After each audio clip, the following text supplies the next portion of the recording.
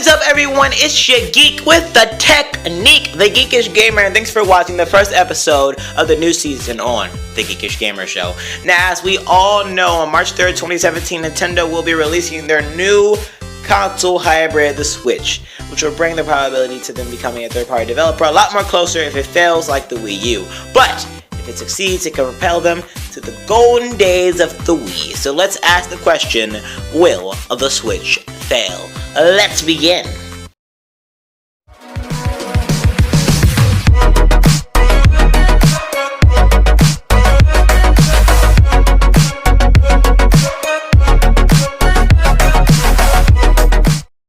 So before we get down to the nitty-gritty, let's give you a quick rundown of what the Switch is. The Nintendo Switch is a part console, part handheld device that gives you mobile, wireless, and multiplayer gaming. That was revealed on Thursday, the 20th of October in 2016, and runs on a Tegra X1 processor, the same chipset to be found in a Nvidia Shield TV. Also, it has the ability to run at 720p on games on a 6.2-inch screen and 1080p on a TV, which you can play on two controllers called Joy-Cons. Try saying that 10 times fast. Joy-Con.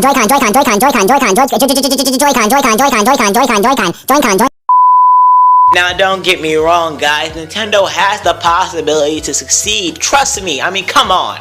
It has a great list of third-party developers on their team, which makes the games that are possible on the Switch seem amazing. Not only that, but its portability to play these games at 720p is astounding. But for it to be successful, it has to take in some roots that made the Wii successful, one of their best-selling consoles Nintendo's ever made. Now I bet you're wondering, Geekish, what made the Wii successful in the first place, you may ask? Well, let me show you. The price! When the Wii launched, it was a smooth retail price of $250 and included one game. That's a deal compared to the price of the Xbox 360 and PS3 back then. Titles! Ooh, did it have some titles. The Wii had an unprecedented 21 launch titles the day of its release, even having Wii Sports, a notable game for its replay value, and The Legend of Zelda Twilight Princess.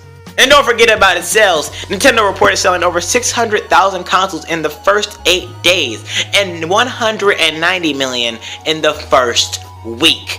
Cha-ching!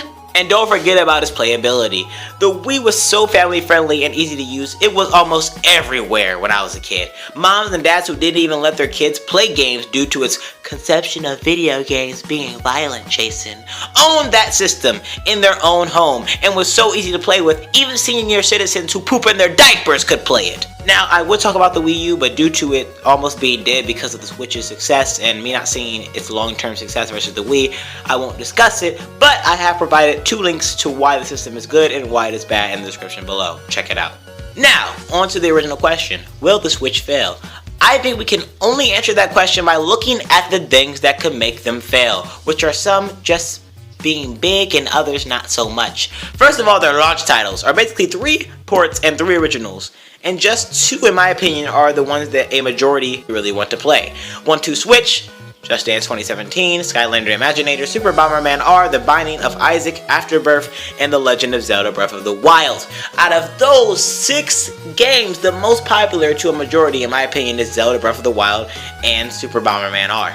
Launch days for consoles are really important and depicts how it fails or succeeds.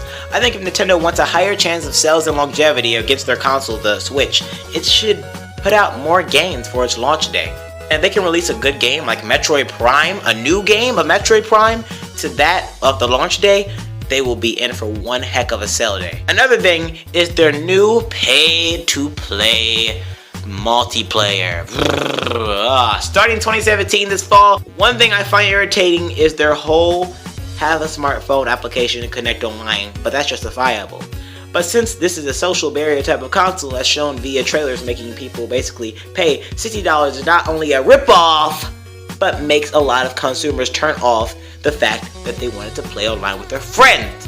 They haven't set a price point yet, but if it's $60, you can bet some people will be turning their heads and having second thoughts. And finally, the $300 price point, which is some people like me and other people as well, seem as a little bit too much to some, but I think they can recover from that and recover those people by at the end of the year selling it for $250, which I see as more affordable to all like the Wii. Other than that, Nintendo's new console hybrid could outsell their Scorpio, which could be or possibly be $600, and the PS4 Pro.